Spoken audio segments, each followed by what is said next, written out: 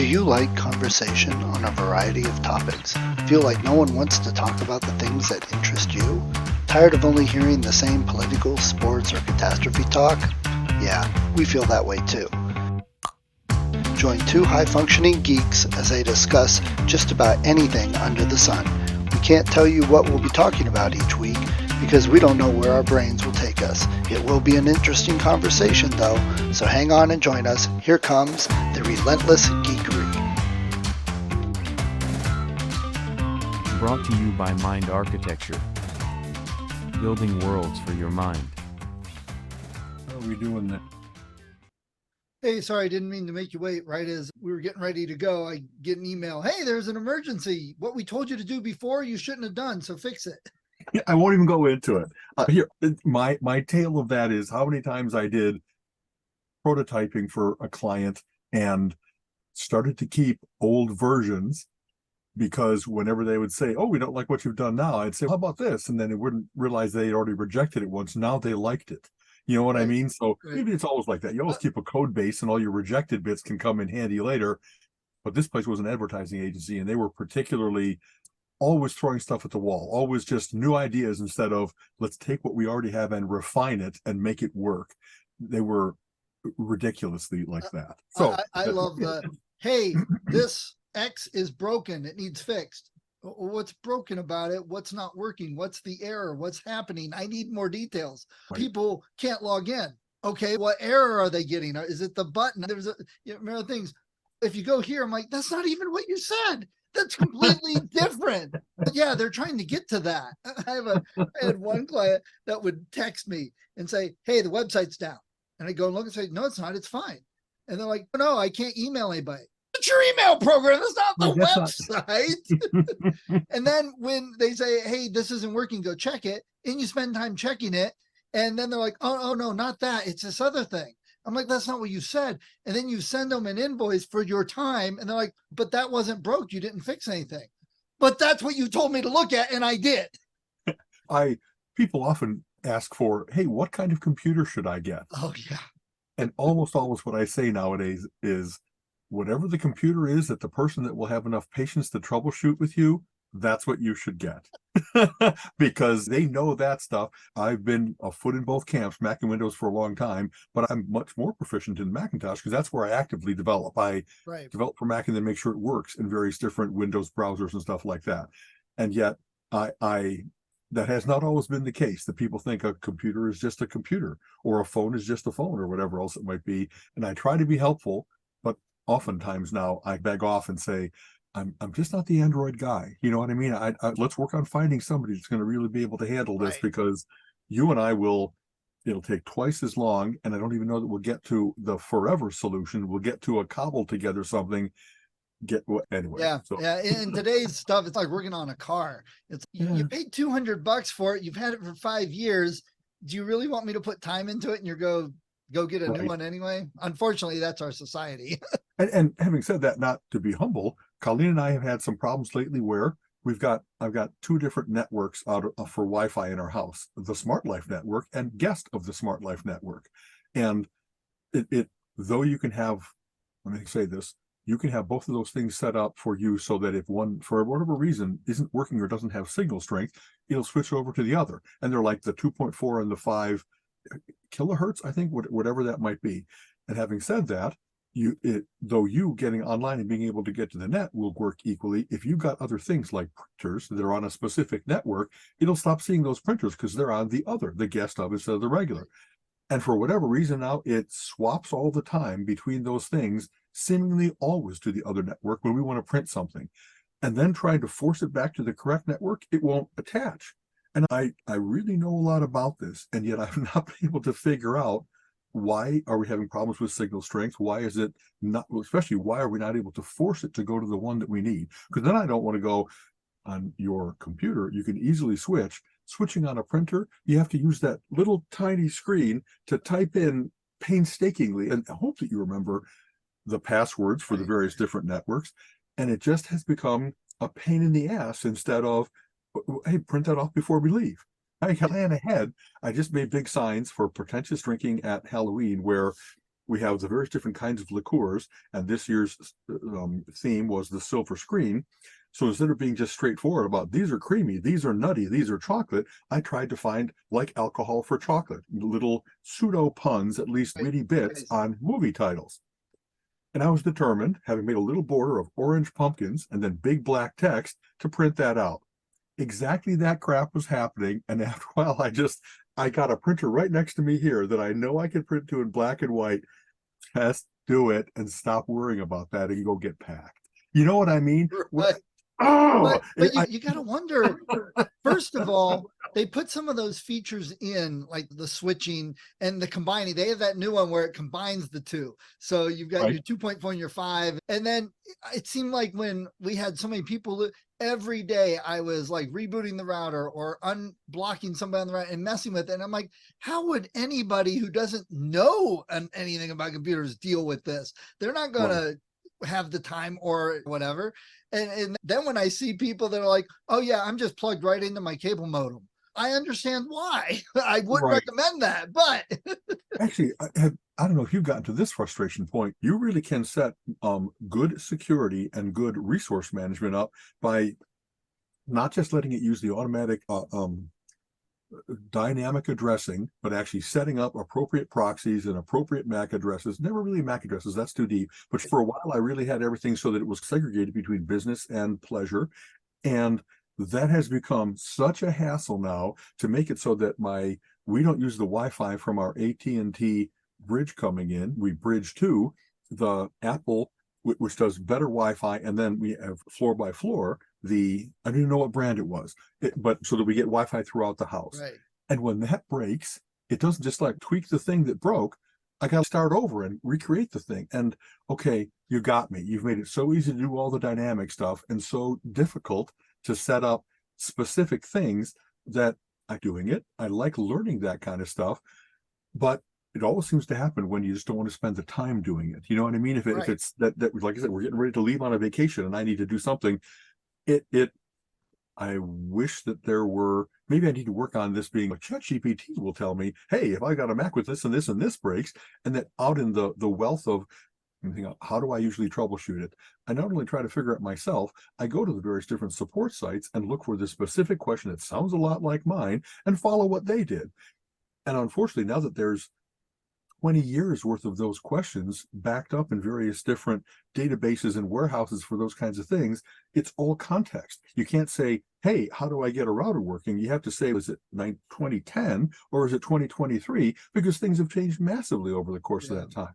So even the act of troubleshooting and trying to use, if you will, the card catalog to find the book that you want, it's much more difficult than it should be. They don't have a way of what are the key terms that matter when you're doing this kind of research, what platform you're on, what year it is, maybe what browser, what manufacturer you're using, because AT&T is different than who's real popular, Belkin or something like that. Yeah, but it doesn't present, like, you have to get good at Google foo, the right search terms to lead you to what you want and exclude the stuff that you don't want, because it can sound like that what you're working on is going to work. And then at the bottom of the post, the guy will say, by the way, I'm on Windows using Belkin and I live in Siberia. You know what I mean? So it's not, I didn't get into complaining mode already, but it's just so funny that things go in waves of, they're difficult and you really have to be a tech god to know it. And then they make it easy because they automate or embed a lot of information in the self-correction of things. But then when self-correction becomes opaque, you don't have the chance to troubleshoot it. You just, can I turn it off and turn it back on again? Right. Out of IT, the IT group show. A little frustrating if you're an under the hood car guy or an under the hood computer guy. Right, Now, exactly. so I guess geekery is not always relentless. Once in a while, you just say, just take the easy route. Just Exactly. work. Buy a new router, it's easier. Honestly, It's funny though, because my old router, it works fine. When we had a lot of people, that's why I got it, because it sounded like a small business, handles all of this, it has this, it should, but there were just so many little stupid things. Like every time somebody connects, I start labeling all the devices so I could tell who's whatever and what problems there may be. It wouldn't always store all the labels, or it would change them or randomly get rid of one or two here and there. And it just got so frustrating that I was just like, forget it. What's the point? So now that there's only a couple of us, I got a different router, and I'm thinking of taking the old. Now, here's the thing: we're talking about redoing all this and spending the time. So I'm like, I could get OpenWRT, the open source router software, and put it on that old router and try that. And I'm like, it's open source and it's on a router. That's a weekend project. You're just asking for time being sucked away. That's right. And unfortunately, nowadays, maybe it's always been like this. Once in a while, you read about the latest attack avenue is the router itself, that it's not your computer running various different versions of things, that they found a way to hack. And it's not an OS, it's like the embedded EEPROM smarts that are built into the device. And then it's, I don't know always that there's upgrades to those kinds of things readily available until you read it's been compromised, and so now they have to do it. So then you have to learn the whole process of, am I going to be able to have it directly connected to the net, or do I have to put the solution on a thumb drive, plug that in, tell the router through my 192.168.1.1 that there's some ways to control it. And then, and of course, I think AT&T, it isn't .1.1, it's .1.254, because they had to be different. Or maybe it always was 254, and then everybody said, well, we're not going to do what AT&T does. I don't always know the history of why people said there was a reasonable standard, and we broke it. You know what I mean? And it's funny, no one should have to memorize 192.168, but after you do it a bunch of times, it just sticks. And then when that little, I'm so happy that just flowed out of my fingertips, and then it's not that, it's like, well, what the heck? It's always where I've gone to do direct access, and then it doesn't work that way. Okay. Yeah. So anyway, happy Halloween. Happy Halloween. I think we've got appropriate colors both on and behind us. And I finally got to wear my jersey. It's been too warm all month to wear it. Okay. I got, this is dark blue instead of black, but this is one of those that it really is wonderfully warm. When we got home from Halloween, I always set the house down to 55, and then it gradually warms up. But while you're there for the first couple hours, come on, furnace, this is just lower than I want it to be. Right. We had an incredibly beautiful drive back and forth to Chicago. Often by end of October, leaves are down, or they've all turned brown, or whatever else it might be for whatever reason, extended warm period, wet period and stuff. The things that we sought and did 2 to 3 hours driving to get to Kinsua Bridge, we just should have waited and seen it all on the way to Chicago, because it was just spectacularly beautiful. But not even what do I take a picture of? Everything is beautiful. And I don't want to be, hey, Colleen, get a picture of this. Oh, get a picture. And then you have 500 pictures later. Right. All of the, I love that. I really love this time of year, and I'm not looking forward to it being gone. Orange is my favorite color, and it's out there in profusion. And especially when they have that great combination of the deep green from the things that are coniferous, but all the deciduous are, this is maple and this is oak and this is, with all the different colors. I just so love that. It's so stimulating to the eye, and the randomness of it, but it's got order, pattern to it that you can see, oh, that must be a copse of that kind of tree. And then these guys are fighting. They're fighting for territory. You know what I mean? Nice. How was Halloween? It's great. For those who don't know, and I think we might have talked about this a couple of years now, Mensa has regional gatherings, and they have the annual gathering each year. That's a big event, probably 1,500 people. Regional gatherings are maybe 100 to 500, and 500 is the top end, with that being Halloween. It's a big party in Chicago where hundreds of Mensans descend on a hotel, and for a long weekend, Thursday through Sunday, there's great hospitality just ever available, food and drink and craft beer and refrigerator coolers full of a wide variety of soda pop and beers and wine coolers and all that kind of stuff. They have, my favorite excess is they have a cooler that's full of ice cream treats. So for all those times that you were a kid running after the Good Humor truck, now here they are, all half a dozen different ones for free. Right. Like, how I don't just stand there putting dreamsicles in my face, I don't know. It's wonderful. Okay, you say that all those times. That wasn't my childhood. I did not live that, because where I live, there were none. The houses are so far apart, he'd have to stop at every house. It's just not worthwhile.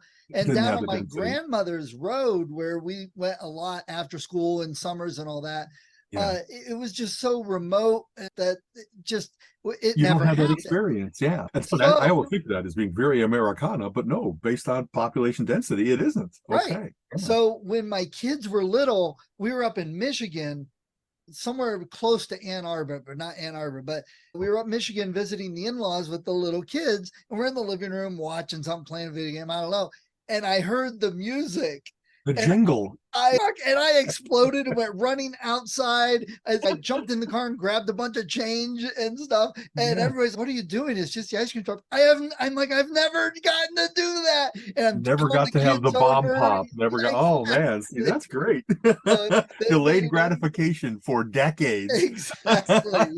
Everyone thought I was crazy because, dude, you're not a little kid. I'm like, bull crap. Right now, I'm a little kid. I'm getting ice cream at the ice cream truck. Exactly. You get to read the little sign that has all the things. Yes. It was, besides, of course, it is an amazing thing to go to a place that has, like, when do you get open bar at a wedding? You know what I mean? Otherwise, not many places that all have that. This really has that. There's tons of programs, like 5 different tracks of all the cool things that smart, passionate people want to share with their friends. So I went to one about the awesomeness of nature, that how animals have extended senses compared to ours. They see into the ultraviolet or the infrared. They have 40,000 times the smell a dog knows and stuff. And in fact, got a book based on that talk because I really wanted to learn more about that. Went to one on extinction events and how, unfortunately, like there's the KT extinction that's a famous, they actually have names for the 5 big die-offs that we've had in the history of life on our planet, and that we are so pushing climate change that we are very close to simulating the amount of carbon dioxide and methane in the air and the raising of global temperature and how it's affecting all these various different systems that the planet is dependent on for life. You can't have your water too acid and it's bleaching the coral reefs. You can't have the polar caps melting and raising the water level. And we might, back then, apparently the one that we are most similar to was caused by what they call the Siberian traps. They had a leak of lava, not a volcano exploding, but rifts in the ground where they had tons of magma coming to the surface, making lava, and the superheated air and all it does for those conditions, it made it so that the world, like there was a 90% die-off of all the various different mammals, not yet the dinosaurs, but all different kinds of things. And we're getting to that simulation. So terrifying. It isn't just, oh no, we're going to have the insects are moving higher because the die-off temperature is lower, or there's not a hard freeze enough to stop the onset of murder hornets and mosquitoes. All those things are small compared to this really might make the planet largely uninhabitable, and including us, we're animals too.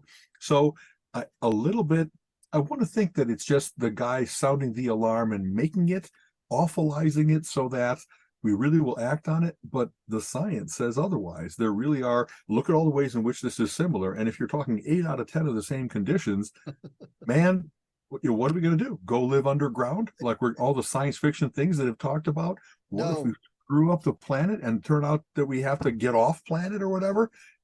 No, what we really need to do is just make sure we keep pushing to get as much money out of oil and be as rich as we can, because that's whatever, it doesn't matter how we do it. We can do whatever we want to make this happen, because that's the important part. I've seen a good cartoon that has people in caveman conditions huddling in a cave and going, maybe now the earth is destroyed, but for one brief shining moment, we enhanced shareholder value. That kind of thing. Went to one about the upcoming eclipse. We just had the annular eclipse, and now it's going to be the next one. And he was great. He had all kinds of information about, of course, don't look directly at it. Here's the sources for the good ASI certified glasses so you won't burn your eyes out of your head. Not only this eclipse, but here's the eclipses that are scheduled for like the next 20 years and 20 years after that and 20 years after that, and showing it globally, the swath of where this is exactly the conditions right for the sun and the moon to interact to give us. And it was loaded with information, and very much the celebration of, we were able to talk about, hey, we were down in Tennessee and here's what happens. You really get the false horizon all the way around. You really get the crescent moon like through a calendar.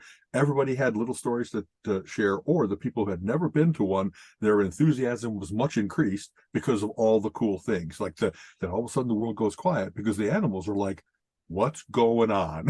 Why is it dark? Not according to my usual bird and squirrel sleep schedule. The world is ending to them, that kind of thing. Right. Anyway, the costume parade was wonderful as always.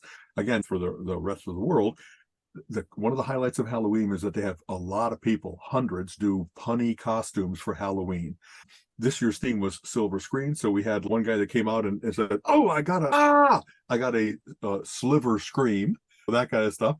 Colleen and I, we actually won the award for both best matching the theme. She dressed up as a hot dog, and I dressed up as a Muppet, and she was Oscar Mayer Wiener, and I was Oscar the Grouch, and we were a couple Oscars from the. And it's funny, Colleen and I, we have this determination to be. I'm not going out and renting anything. Let's just make something for $5. Yeah. So break out the duct tape and break out the safety pins and what scraps of cloth do we have laying around the house? And yet I'm really good at caricature, so you're able to capture what are the essences of this so that people will know it's Oscar the Grouch. And Colleen is amazingly crafty and sure-handed, so he like sews a little felt that goes on the hot dog that looks just like the mustard that you put on a hot dog. And we were debating, are we going to put some ketchup on there too? Because we'll get run out of town in Chicago. You don't put ketchup on a hot dog. And of course, it wasn't just us. They had the team costume, the group costume was the Spice Ghouls. And I love it where it's not just coming out and the name. Each of the individual ghouls had puns that went with being Scary Spice or Sporty Spice, or it just was Nice. really complete. And of course, it wasn't even 5 girls. I think that maybe 2 or even 3 of the ghouls, the girls, were guys. And so that's that kind of fun thing that everybody gets to dress up. And we had someone who came out all gold, painted gold and in gold, and but as Thor. So she was an Thor, AU being the chemical symbol. And there was, I think, at least 50 costumes that came up on stage. And unfortunately, I saw a couple dozen more in the audience that like they get a little bit of stage fright. They're a little bit shy, but you've already done the work. You got a good costume. There's no more accepting room than a bunch of mentions willing to laugh, and no matter how miserable the pun is, to groan along with you. And yet they just got that little bit of shyness that they didn't go up on stage. So please, Mentions, if you're listening, next year go up. We'll love you. We'll appreciate your costume. It was a really good time. The MC does a great time. And this is my friend Robert Stalzer, and he does really good fill-in material in between, good puns and little stories and stuff like that. And for whatever reason, the crowd is in that mood of an opening act. Get off the stage. I can't wait for Kiss to get on stage. And they don't give him any love. And he deserves so much more polite claps and laughter and all that kind of stuff. So I can't tell you how many times my costume, because I was Oscar the Grouch in the trash can, I couldn't easily sit down. So I'm in the back laughing every other line of his because they were all witty. And it was like this little lone cry in the wilderness. Come on, my friends. He's doing a great job. Get with him on this. I don't know how to account for that. People just were like, keep it going. More costumes. Be quiet, Robert. No, let him talk. He's funny. Let's enjoy the experience rather than how fast can we get this over? You know, that too. Okay, great. We saw the costume. Next one. Okay, great. We saw it. Next one. People don't know how to enjoy the moment. I had an uncommon thing. Usually, Colleen and I get there early enough that we get like first or second row seats. So I take pictures of everybody as they're coming across. And then I love posting those to show the world, look how cool and witty and silly this kind of stuff gets. Because I couldn't easily sit down. We hovered on the sides and in the back. And so I have far away pictures or none. And that really, oh man, I'm not capturing this year like I have for 25 years running. It was a little weird to miss out on that. But they have an official group photographer, John Milner, who has been doing it for like decades. He just won a longtime service award, as a matter of fact, from Chicago Area Mensa, because he's been the group photographer at this, plus all kinds of monthly gatherings, and does a great job. So I'll wait for them to be posted on the website. One of the highlights for us, so we went, of course, and got Illuminati's Pizza, because you have to have deep dish pizza while you're in Chicago, and it was great. And then Colleen and I host Pretentious Drinking, and I think we talked about that before. We sample liqueurs and cordials from all around the world. And this year, probably a record breaker, we had more than 150 bottles and more than 110 unique things. So sometimes we get doubles because we know that everybody loves the Drambuie or something like that, and it goes quickly. Rochata, an uncommon thing. Usually we get the Jeppson's Malort, which is a specific Chicago thing. It's like the nastiest thing in the world. It's very bitter, like where you get other herbals that have a whole different combination of things. It's a very interesting taste. This is like every way in which they could assault your taste buds. They put it all in one drink. So usually we have a bottle that lasts like 3 years. It doesn't pour through each year. It's left over for the next year, but they're stable, even unrefrigerated. Perfect combination, perfect storm, if you will. A group of American men called Firehouse was talking about it. And of course, all the macho men in there are like, I'll try that. I can handle anything. So then there was also a presentation that was a book. Somebody put out a book called 30 Things That Were Invented in Chicago. And that was one of the things named in the book. So everybody that went to that talk and everybody at Firehouse were bellying up to the bar going, give me that Jeppson's Malort. And it was gone in like the first 20 minutes of an hour and a half event. I never thought I'd need a second bottle of that one. Usually that's like the challenge shot that you have to get the supposed big men to like, come over here and see if you can handle this bad boy.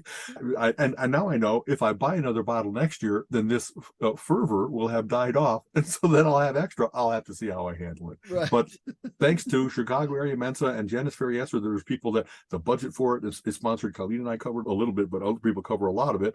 And it's really a wonderful event because we're not there to try to just keep pounding them and get drunk. It's to sample all these I've never had elderflower before. There was a new one that's made up from bok choy, a bok choy base. Wow. Anything you can ferment, they'll do it. Humanity will be like, if I can make grape stuff in a toilet in a prison, I'm pretty sure that I've heard stories of my great grandmother taking the potato peelings and fermenting them to make alcohol for my great grandfather. He'd come in from the fields and have potato vodka or something. Potato vodka, potato mash, exactly that, corn squeezins, that kind of stuff.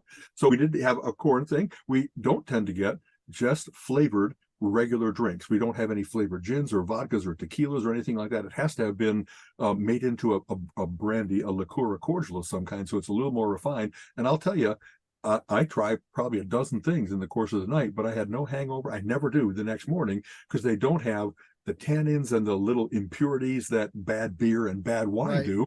It's just a little more refined, more kind of the snootiness helps you.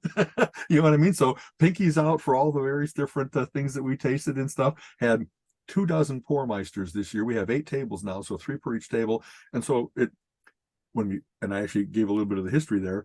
When we first started this, it was Gary Krivko and I that had this idea. We had stolen it from Milwaukee, where they had 6 bottles. They were like, we could do this big time in Chicago. So we had 30 bottles. And unfortunately, we were immediately overwhelmed by the thronging crowd.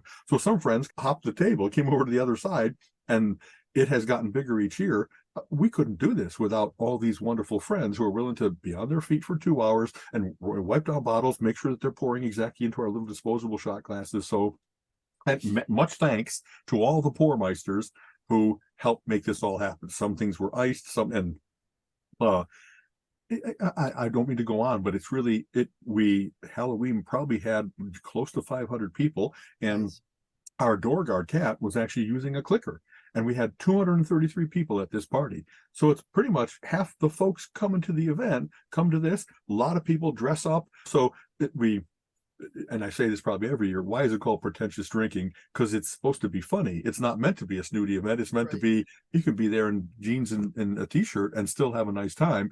But the reason it's called that is because a band I really loved, Gentle Giant, who never had a song on the radio, but made like 30 great progressive rock albums, were accused by critics of being so complex, being so good, that they were pretentious about it. So they used to perform with a banner that said pretentious behind them on the wall. And that's where that came from. That's funny. And as a reaction, I think it's Cincinnati, they will sometimes do unpretentious drinking. Exactly that. And they make a point of finding the worst moonshine, the worst hooch, the stuff that you see like behind next to the cigarettes at Walgreens. Mogan David, Mad Dog, Mike Train and stuff. They'll have that. Of course. Pumpkin spice has penetrated even pretentious drinking. So we had a couple things that were like a version of Malort, not Malort. So it's called Amarula. Marula berries are the berries that when they ferment on the bushes, elephants eat them to get drunk. So, well, if that can knock out an elephant, it can sure handle even 280-pound Al. So they had a pumpkin spice version this year. I think Ramchada had one. I know I'm going on, but it's cool. If you do this for a long time, you can see how they started off with Bailey's Irish Cream. And then someone at Bailey's said, now we got brand name recognition. So let's have a Bailey's double chocolate and let's have a Bailey's white chocolate and we'll go mint. And they expand to get more shelf space, but also sometimes they flub it. It's like, well, that now it tastes fake and metallic. Sometimes the variations are really good. Rum chata, which is like an oatmeal cookie with a kick, they had a version now that has lemon involved, and so I guess it's like a lemon bar. And they must do okay, test it, because if we're going to put it out with the brand name on it, it has to still be good. And so a lot of those variations, all the different chocolates and coffees and fruits and berries and all the citrus, they've done cool variations on that, not just finding another berry that we had never handled before, but a variation on a theme. So Nice. we had a couple people also that went shopping and they've got a stuff from like a distillery in St. Louis, or a place in Chicago that was the new Bocamoro was the bok choy based thing. And I thought it was going to be a contender for worst. And instead, because we've had artichoke in the past that was terrible, like Cynar, which is pretty much short for cyanide as far as I'm concerned. It was so bad. We've had caraway seed that was like memorably bad. And so anything that comes maybe out of the fruit versus the veggie thing, it's hard to, hey, let's make turnip liqueur. It'll be great.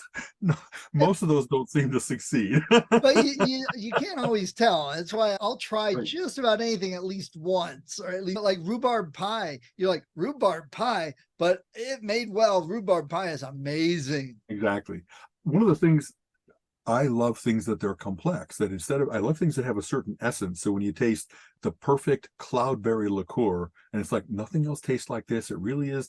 But I also like it where it's complex, like a medicinal, like Benedictine and brandy has 17 herbs and spices, and 43, that 43, Jägermeister. They're combinations of things. And so some of those things were like the monks way long ago, hundreds of years ago, took all the herbs from the garden and said, let's do some combination of this that will be it really is a medicinal. Unterberg is taken to settle your stomach, while also the alcohol kills any available bacteria, apparently. But I love that like you get the initial taste and then it touches the various different parts of your tongue. So you get sweet, sour, salty, bitter. And if you breathe in, the little waft of strong alcohol goes up, and it's not like hot where like horseradish or something, but it really is. There's a whole multiple sensory experience to it, if you will. Nice. And I really like those. And especially those are the kind of things I hardly ever do a shot. I always do a sip, so that it really is, you can savor it a little bit. You know what I mean? You smell it. So I guess in this way I am snooty. I try to remember what the wine snobs do about, well, you swirl the glass to aerate it, and then you just have a little sip and you swirl it around. I never spit it out like they sometimes suggest. I take it in, I swallow it down, but I try to get the whole experience of it, and that really seems to enhance it. So, and I think it was at Weem years ago, or maybe sat in on a talk where they were talking about the different types of wines and brandies and this, that, and the other thing that people sample, and how you can taste the different flavors in it and all that. And they actually talked about how the different shapes of the glasses helped enhance the things. Right, because a snifter is different than a flute. Exactly. Yeah, because in your hand it would warm up enough that it would have the smell and the fumes in the glass that you could smell it before drinking it. Exactly. Just a little evaporation or sublimation, exactly. I sometimes I make fun of the people that they take a little sip of wine. Oh, I can taste the lavender and the tiger. There's some tiger in here. It's right. But people really do have much more refined palates than I do. There really are the folks that like pass the test for being a sommelier, that they really can tell the year and the vintage of pretty much anything that's ever been produced, and they can do almost that Bene Gesserit, where they can taste it and say it is made out of these particular molecules. And I guess I don't have that. I need the strong essence shot to be able to say, oh yeah, that's limoncello. It's bam. Right. So it's fun. That worked out really well. And hats off to Chicago Area Mensa for putting this great party on every single year. Hell's Ems was there. There were so many volunteers. I love letter to them and to everybody that contributes and everybody that attends, because besides going to programs, we sat any number of times in hospitalities having a wonderful conversation, wide ranging at every single table, where it really is a lot of what they tell you about why Mensa is good. Everybody gets your jokes, or you're always learning something new, and it's a delight. It's one just of the best game rooms. Absolutely. Boy, how did I not mention that early? They have the A to Z collection, hundreds of games, and some people, that's where they spend their time the entire weekend. They have particular games that they love. There were multiple tournaments. There was a Wonders of the World, and Actually, nowadays there used to be a double deck Cancellation Hearts tournament, and now it's usually just casual play. But that's often where Kalina and I end up from 11 to 1. After everything has died down, we gather with our friends of decades and play a good game of. So double deck Cancellation Hearts is playing hearts, but we play with 2 decks combined in World. If you play the same card on the same trick, they cancel each other out. So you don't always end up taking the queen with your ace of spades, because the other ace might show up, and then all of a sudden the person that threw the queen on you is now going to eat their own queen because the aces are gone. And it just lends a very interesting level of complexity. I've never been in any other group besides Mensa that has that. And one of the things I keep thinking of doing, and I don't know why I haven't, I need to make like an online version of this. I can code card playing games and a little bit of artificial intelligence that will play correctly for matching suit, and I should do that just so that people could play year round. People gather in the various different card places to simulate that. You're allowed to create your own decks and stuff like that. But I've never done it where it could be an automated version, so that even if you were just showing up solo until nobody else was there, it could have a reasonable opponent, or even program it so that this one plays like Denny. He's aggressive in this way or tricky in this way. This one plays like Gloater or plays like me or whatever else it might be. The ones that are known for being playing that game a lot. Right. You Yeah, know, you have to so- look into, if you really want to do that, the tabletop simulator, because I know a lot of people, or the other one's called Arena, that they're already like the framework to handle matchmaking and games. You just add in your deck of cards or whatever your Right. board And is. the rules that drive the game. Exactly. Yeah. I hadn't heard of Arena. I've been on tabletop. I haven't been on Arena. So thank you. That's a good one. Everybody, Arena, look into that one. And they had a book sale with tons and tons of books. And of course, the proceeds benefit not Mensa, but I think like a local charity. So, and $475 made this year. Nice. So that's a really nice, people contribute. And then this, I think it was maybe like a children's shelter or something like that, or a children's health fund that got the proceeds this year. Yeah, I always find books. I always end up getting books, but Right. it's usually Friday is usually when we get there. So I go through and I find, I want this one. I get a small stack of them, trying to not overdo it. But then Saturday afternoon, it's, you know what? These books are still here and nobody took them yet. Okay, I'll take some more. And They're then a quarter- Sunday, it's quarter just of shovel 50 things cents. into a bag. I made a point. Colleen went, and I made a point of staying away because I really have been trying to be book lean lately. Our house has books everywhere, and I really need to handle that better. But like just last year, 2 years ago, went, and a member that had recently moved or passed away had put all kinds of books into the book sale. And what were they? Puzzle books, dictionaries, and things where you look up words for puzzles. And honestly, I bought what you said. I bought a stack because it was like, wow, I might even have had some of those already, but just you want to have the copy that Helen had or that Adelaide had or whatever else it might be. So they will sometimes have exactly what, like when I go to Record Den and it's someone that has my taste in music just died and this is their estate sale. That happens often at the Mensa book sales and stuff like that. So Yeah. I don't know why I stayed away though, because they're only like a quarter or 50 cents. It's the physical bulk of it, the volume of it, that makes me worry. Not, well, I spent too much money. You can get treasure for so little money. Yeah. That's a great thing. And they, besides books, they often have some CDs and some even old cartridges for games systems and stuff like that. And- Whatever people contribute, they see if they can peddle it. And the way I figure it is, if I don't get it and nobody else gets it, they're probably go throw it in the dumpster and it goes to a trash thing, or because even a lot of bookstores, they won't take stuff. And even if they do, I took like 7 boxes of books between me, my mother, my son, to the Half Price bookstore. 7 Okay. boxes, and they offered us something like $6.38. Oh, I hear that when I hear, hey, an offer for Stephen, come, and almost always you hear that little cry of despair from the person that steps up, because they have to offer like next to nothing in order to make a profit on it. But everybody that stops them and says, this is a lifetime's accumulation. These are treasure to me. And you're saying that they're a penny. That's really tough to face. I don't think I'll ever be able to do that. I will give them to a library or give them away to my friends and then Right. hope that nothing just has to go into the dumpster, like you said. Yeah. Yeah. So So 'twas wonderful. Did you have fun events that, like anything, a Halloween party this weekend or anything for you guys? let's see. So I went to see John Cleese Akron. Speak Before, where they showed Monty Python on the Holy Grail, and then they had an interview section with him, right? So Yeah, he just showed a few clips. His one daughter was with him and she did some stand-up Oh. beforehand. She's 6'2". She probably weighs like 90 pounds. It was like her legs are my. taller than me and she probably weighs a third of my weight. I was like, geez, I'm in. Talk about beanpole. I was never aware of his daughter before. I didn't know that he had one. Okay, that's He cool. had her like in his 40s, like his second or third wife or something like that. Okay, yeah, he's not been a staying married type guy. Okay, Yeah. yeah. But it was super enjoyable. It's John Cleese. He was so British and so politically incorrect. We were laughing. He's like, what? Here's how you make something funny. And this is what we discovered early on is you have to find the things that people are anxious about, that they're uptight and they just feel anxiety. Because then when you say the joke, that anxiety gets released as laughter. Exactly. And he says that's why we started telling like all these sex jokes and stuff, because people would find them funny and laugh. And he's An uptight society like Britain, English versus American, yeah, they have a history of some bawdy humor, but just that on an official BBC channel, it would be especially unexpected, if you will. So, right. I okay. think nowadays, honestly, I think they're much more free with that type of humor than America. You make any type of sexual comment in America and everyone's attacking you.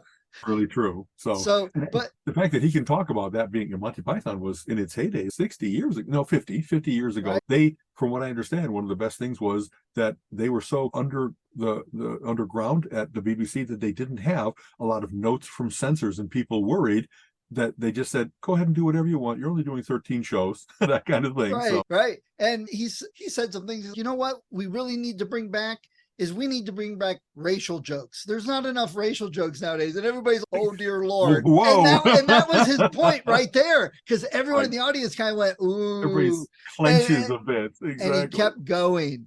And he told some jokes. In fact, Colin's got a Jewish friend. I said, hey, John Cleese told a couple of Jewish jokes, and I told him, and they thought they were funny.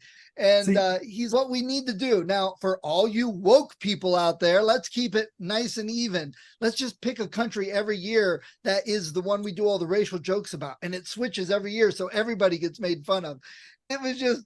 I agree. One of the things about humor is humor can be like still inclusive and welcoming and funny. Some of the most funny Jewish jokes that I ever heard were on the elevator in the Illini Towers, and which everybody that lived there called it Kike's Peak. But they have great fun themselves. The old Jewish comedians on TV and in the clubs and stuff like that made a lot of self-deprecating humor, and because it was done with love, with affection, right, and acknowledgement of we have our quirks. You know what I mean? That we're not trying to attack these people. It's celebrating the fact that we're different, and this is what's funny about us. He said that exactly. Now let me explain humor to you folks. People in the world don't understand this. There's two ways to make fun of people. There's the loving and caring way. And we all do this with our friends and family. Don't we always poke fun at our friends and family that we say things to pick on them? Exactly. And it's through love. We don't hate them. We're not trying to make them feel bad. We're not denigrating them in any way. We all do it. That's fun because we can do it without harm. But then there's the other way where it's meant to be mean and hateful and harmful. And that's not what we do. So we're doing it the first way for all you woke people. That's right. And the fact that people can't differentiate between them nowadays, they think it's only hate speech. It's because, so people with a sense of humor are at the mercy of that is, the people that don't have a sense of humor at the mercy of ones that do. They don't get that it is funny without being, it's an attack. Right. And so I hope that what we will continue to do is refine our sense of humor instead of saying, nope, no humor allowed anymore. Right. And unfortunately, the people that are movie. jerks mask their ugliness, their attacks, by saying it's just a joke, get over it. And then if you have to tell somebody to get over it because you've seen how much you hurt them and you didn't stop, you redoubled, like, then it's much less about the person being joked about. It's about the ass that's telling the bad joke.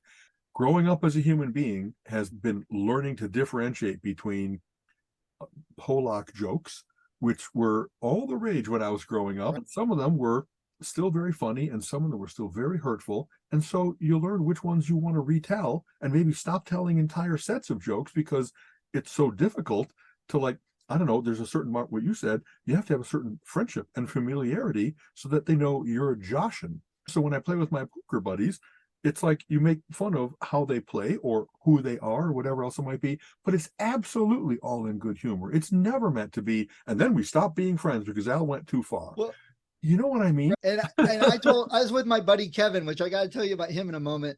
And I said, I've told people that for years, that if I'm not picking on you and making fun or stuff, then that means I don't like you. Because if I don't like you, you're not worth the time. But I also I just don't know- ignore you instead of yeah, I don't including know you. how you'll Exactly. react. So I don't Yeah. say anything. Yeah. But that's what, and I'm glad you said that. Just remember that in a couple months that you said about that picking and humor thing, because you'll understand that. Okay. But I was with my buddy Kevin. Now, Kevin and I, our story. So this is the third time this year we've gotten together. And it's the first year we've seen each other since we graduated from high school. So What we an made up interesting for- reblossoming of that friendship. Yeah. Good for you, man. Yeah. That's cool. Okay. So it was really nice. And even better, he had a picture of us from like 1980 and taken with a Polaroid camera. And we recreated the picture. So he not just recreated the picture, he bought a Polaroid camera with film so we could take pictures. And we The had same to- level of graininess and Yes. the size of exactly. That's great. So we were at the Akron Civic and we were walking in and there's this girl like 17, she's checking things and he shows her the camera with the flash bulbs and she goes, what is that? He goes, oh, it's an Instamatic. She goes, oh, and he walks in. Another lady goes, wait a minute, that's a camera. You can't have a camera. So we explained what we were doing. We wanted to get a picture inside because no Yeah. photography or anything. And so the girl went in and took a picture of us. We had to explain how to use it. And Right. then we had to walk out to put the camera back in. But as we were going out, there was a sign that said no reentry, and they told us we could go out. When we went to go back in, the lady scans it. I said, so we've already been in. We had a picture taken. The lady back there told us we can come back in, and she scans my thing, and it pops up and says already enter. I said, yeah, and I just kept walking. So we got Okay. back in. But the best part was afterwards, he took a picture of the no recording or film so we could put it with the others. I have taken with my camera a picture of the thing that says no pictures. Yeah. So I love when I see that families will take a picture of Christmas with the family for 20 years in a row so you can see the baby growing up from being baby in Right. arms wrestling to being the young man bound for adventure and stuff like that. I love that. Yeah. So then Saturday, there was a small horror fest over in Warren at one of the old drive-in movie theaters. Now, Drive-in, okay. here's the thing. There are 330 drive-in movie theaters left across the country, and 2 of them are within 30 minutes drive of me. So How how cool is cool is that? that? Yeah. So So it's it still was, okay despite getting a little colder on Saturday night. They have like little car heaters you can hand on, or you keep the car running or something. Okay. yeah, I know the Midway Drive-In during COVID, they were open through November, and I think they've been staying open a little longer since then because they realized people will still go to it. It was Okay. just tradition to end at Labor Day or whatever. And then Reese and I did our traditional Halloween movie marathon, and we had some really good movies this year. We watched Phantom of the Paradise, which Dean Haglund had recommended. Okay. That was an interesting one. Then we watched, now I'm going to forget, I should have looked up the names ahead Okay. of time. The Void, which was a Lovecraft movie. It was crowdsourced and it was fantastic movie. How Really interesting is good. that? Okay. Yeah. So done by amateurs, that is not necessarily Hollywood people, but someone very skilled. Because nowadays, anybody that all the computing things you can do and with reasonable cameras and stuff, you can make a great movie without having to have dollies and Yes. grips. Okay. Yep. And then what else did he say? The Void. I probably won't find it. We have so many chats we talk about, I lose track of it. And of Okay. course, I just saw it 2 days ago and I can't remember. Sorry, the new Stephen King, The Boogeyman movie. Interesting. Okay. And it was pretty good also. Really Okay. well done for a Stephen King movie. It It's was on a short story, I think, right? Not a full book. but- yes-ish. Okay. So Okay. the short story, actually, that part of it was in the movie, but it was like the first 5 minutes. And then they Oh. expanded beyond that. Launched from there. Okay. Yeah, because the short story itself really wouldn't make a movie by itself. So they expanded it to go beyond the story. So that was really good. So really good selection. Does he approve of it? Because one of his complaints was like out of a dozen movies, early movies they made off of his works, every one of them sucked. Maximum Overdrive, Yeah. until maybe Misery. I think he really didn't like any of the books that had been made. Yes, movies that have actually, been made out of his King books. did say this one was pretty scary and he liked it. And he asked the director to redo the Langoliers. So the director is Very redoing good. Langoliers. Yeah. Okay, that's cool. So, All right. yeah. And then the following day, Colin had friends over and they had a movie marathon and they watched Color Out of Space with Nick Cage, another Also Lovecraft H.P. movie. Lovecraft. Exactly. Yeah. Okay. So it was a good weekend, nice and fun. Yeah. Yeah, I remember reading a lot about H.P. Lovecraft when I was young, and it really was such a different, like it wasn't a jump scare type movie. It was dread. It was where they built things and they let your imagination fill in a lot of, wow, what's really going on here? And it isn't, I don't know, deep threat. It was more like the world is not as it appears, and how are you going to deal with it? Yeah. I really, his work isn't for everyone because it really isn't straightforward. Right. But a lot of his stuff, the fact that the mythos that he created, the old ones, and that has inhabited all different kinds of movies and book series and stuff like that as an alternative to Satan and the boogeyman and stuff like that. That it really is that thing of, especially to humble humanity, like they don't really hate us. They just don't care about us. We're like things in a petri dish to them, and they just happen to want to clear the lab table, and that we are just a nothing to them. But they have influence, so it drives people mad, or it, whatever. Because our brain can comprehend their reality, their dimension, the vastness of it, the darkness of it, exactly. So Color Out of Space, At the Mountains of Madness, there's a couple of them. There's actually John Carpenter did In the Mouth of Madness, like in the early 90s, which I didn't even realize he had done a Lovecraft movie. So I was like, wow. And then of course I was playing Alan Wake a bit, and I played Slender, The Arrival, which I'd never really played through. I know nothing about that one. What is it, like Slender Man? Is that where Slender Man comes from? So the Slender Man, this guy did a Flash game. That's how old it is. It was done in Flash. Wow. Where basically it was survival horror where all you could do is run away. Your idea was to find these 8 pages and just wander around till you found them. And every now and then Slender Man would show up, but you would start hearing a dum, dum, dum, dum, and it'd get louder. And then your vision would go all wavy when he's close. And if he looks at you for too long, he'd capture you. Tendrils would come out and grab you. And that's all it was. All you could do is run and stay away from him. You couldn't fight or anything like that. So they expanded into a full game, and I'd never really played it.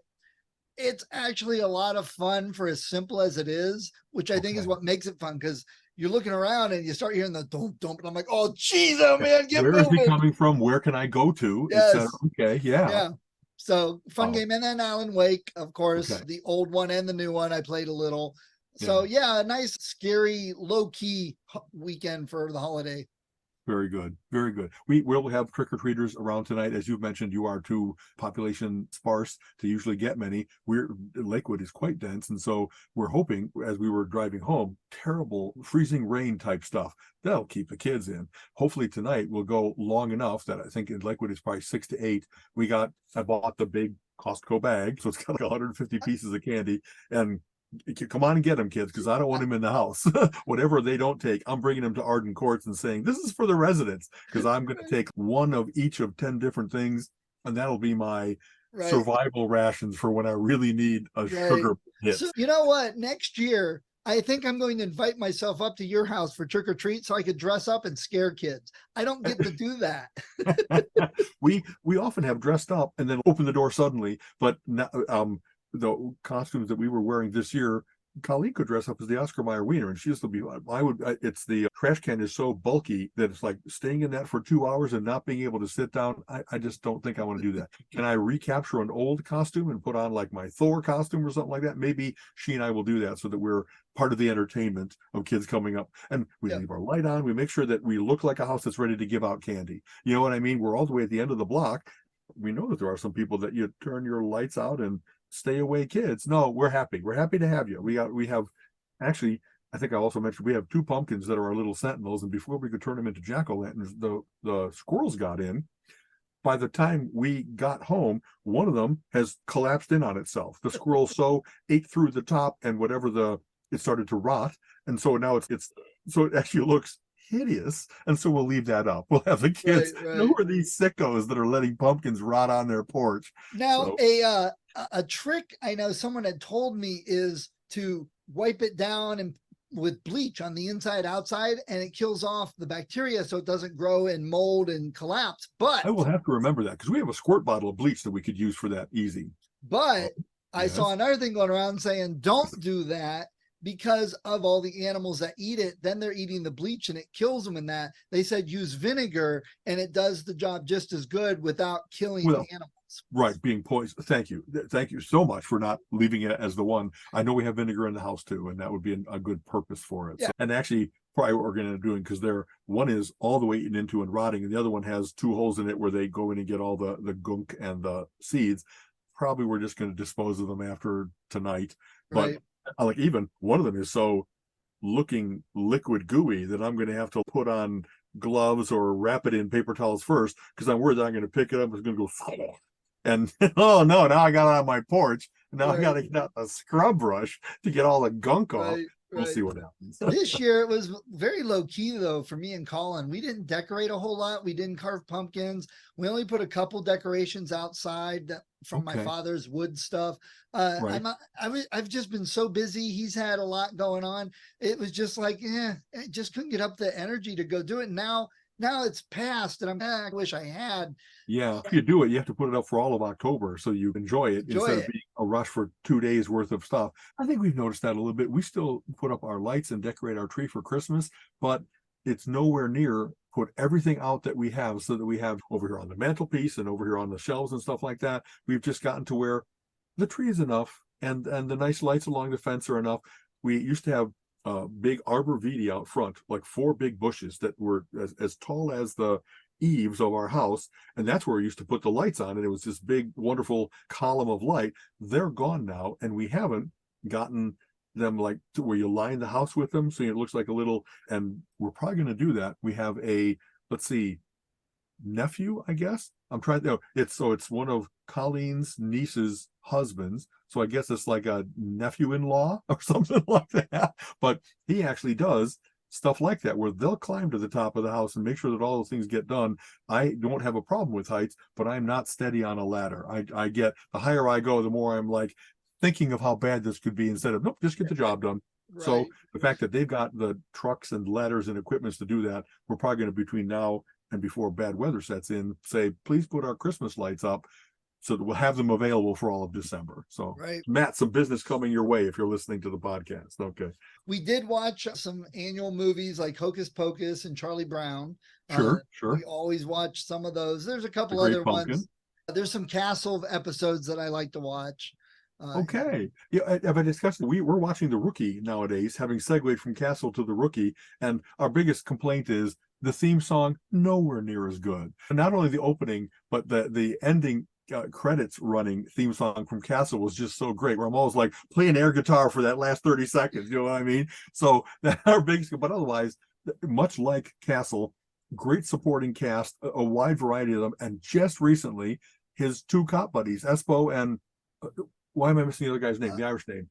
They appeared as other characters in the show. Nice. And I think Nice. Nathan Fillion does that often. That all of a sudden, Alan Tudyk will show up as a character in whatever project he's now working on, and same with various other folks that he's worked with. So Yep. he's wonderfully loyal in that way. You know what I Yep. mean? That he's still doing well. I And he brings agree. his friends along. So Tunic was on The Rookie. Have you seen those episodes? I guess not. We're only into season 2. So Okay. we thank you for the preview. That's cool. Yeah, I know Ryan, the guy who played Ryan on Castle's on there. The, Ryan Esposito. Why did I blank? Okay. Yeah. The ME Tamala Jones, she's been on there. The Rookie. Wonderful. Everybody but Kate. And you know how that show ended. I heard there was some animosity or whatever between. I That's don't know what I what went wondered on. They too. never reported. Yeah. But she's like, the daughter, the girl who played the daughter was on there for an Right. episode. So That's cool too. In fact, boy, so I'm so much not like a creepy old guy, and yet she was beautiful from when she was just a kid, and then became a beautiful woman. And so the show really captured that. Often a sub plot of it was she's going on her first date. She's Yeah. falling in love, but the guy is European, and then they really handled that well of showing father and daughter love with the Loved that son aspect they've been of the divorced, show. and it really was wonderful. And so Yeah. that she reminds me very much of the lady who played the I guess I have a thing for redheads, who was on Doctor Who, Amy Pond. Yeah. That I'm glad that they're able to include that, and that they don't make it that, I don't know, you can't have the kid be the naughty interest. They really show that she's beautiful, but like sometimes when you're beautiful, people will take advantage of that because you are also inexperienced, and that how often he was wonderfully protective and wonderfully trying to teach her life's lessons, but also not smotheringly so, that he had to let her know, Right. yeah, there really are people that will betray you because they might not really love you. They just want to get with you. You know Right. what I mean? That kind of thing. And she So- was in a horror movie last year called Pray for the Devil. I did not know that. So, Okay. Yeah. And also Tudyk and Fillion have guest appearance cameo characters in the Spider-Man 2 video game.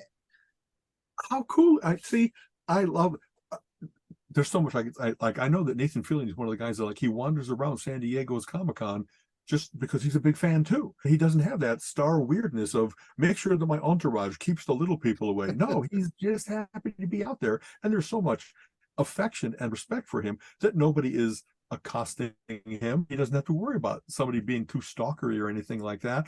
I really like when I see that him, Adam Savage. In fact, Adam Savage usually dresses in costume where he's not recognizable as himself, full face mask on, and then he'll tell stories about all the fun that he had at Comic-Con because he wasn't an attraction. He was just a fan. So I love that too. Yep. All right, it's getting close, so I gotta get moving. Okay. As always, a pleasure. I'm trying to think of whatever we didn't cover. I'm sure we'll get to it next week. We'll have Tales of Halloween. Yeah. Yeah, we're into the two big end of the year holidays. Thanksgiving coming. Thanksgiving's quick. It's 3 weeks away. That's true. It's early out of that. Whatever that thing is between 20 and 30, it's 23 this year, right? Yeah. Which was my best friend's birthday. So I always have an awareness of when Thanksgiving is based on how close is it to his birthday. And this year, my birthday and Christmas are both on the weekend. So it's like you can't even take off work for them. Got it. We had a very full October. We're trying not to have as full in November and December, but we got at least like a Celtic Christmas lined up, and we got games night with family and friends, and we're trying to make sure that we have some time to just like squirrel into our house and read our books and stay warm and cuddle on the couch and stuff like that. So Nice. all the best to you and Colin, and we'll see you next week. Yep. Later, All right. man. Love the shirt, man. Cool. Thank you. Okay. Bye. Bye-bye. Well, we hope you enjoyed that episode of Relentless Geekery and that you'll come back every week and listen and join us in our conversation about all the exciting things in the world of geeks and the fun that we have, whether it be music or the movies or comics or role-playing games or board games and video games. We talk about so much, and we love having everybody come with us. Please, if you did enjoy the show and you like listening to us each week, give us a review, give us some thumbs up or stars, because that helps other people discover us and helps the podcast grow. And we also are starting to add some geeky, unique t-shirts. If you go to our website, relentlessgeekery.com, you'll see we have a shop with some t-shirts in it. And these are some fun sayings, some fun designs we've had and talked about on the show. You can also get a Relentless Geekery t-shirt, and this would also help support the show, as there are some costs with hosting and the software that we use. So it'd be great if everyone checked that out also. But please, we hope you come back next week and give us a review, pass it off to your friends, let them know. Join us as we talk more about the wonderful world of geekdom. You have been listening to the Relentless Geekery podcast. Come back next week and join Alan and Steven's conversation on geek topics of the week.